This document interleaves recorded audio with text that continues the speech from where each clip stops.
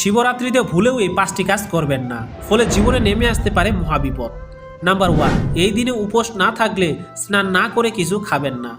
আপনি যদি মহাদেবকে খুশি করতে চান তবে এই দিনে কালো রঙের পোশাক পরবেন না। এই দিনে কালো রঙের পোশাক পরা অশুভ বলে মনে করা হয়। নাম্বার 2, বিশ্বাস করা হয় ভক্তদের শিবলিঙ্গে দেওয়া প্রসাদ গ্রহণ করা উচিত নয়, কারণ এটি দুর্ভাগ্য নিয়ে আসে। এটি করলে অর্থের ক্ষতি ও রোগও হতে পারে। নাম্বার 3, শিবলিঙ্গে ভুলেও তুলসীর পাতা অর্পণ করবেন না এবং কেতকী ও চম্পা ফুলও অর্পণ করবেন না। কথিত আছে কেতকী ও চম্পা ফুল ভগবানের শিবের দ্বারা অভিশাপিত হয়েছিল। সাদা হলেও ভোলানাথের পুজোয় কেতকী ফুল দেওয়া উচিত নয়। নাম্বার 4, শিবরাত্রিতে শিবকে 3 পাতার বেলপত্র অর্পণ করুন। ভাঙ্গা বা বিকৃত বেল পাতা দেওয়া উচিত নয়। এবং সর্বশেষ 5, শিবলিঙ্গে কখনোই সিঁদুরের তিলক লাগাবেন না।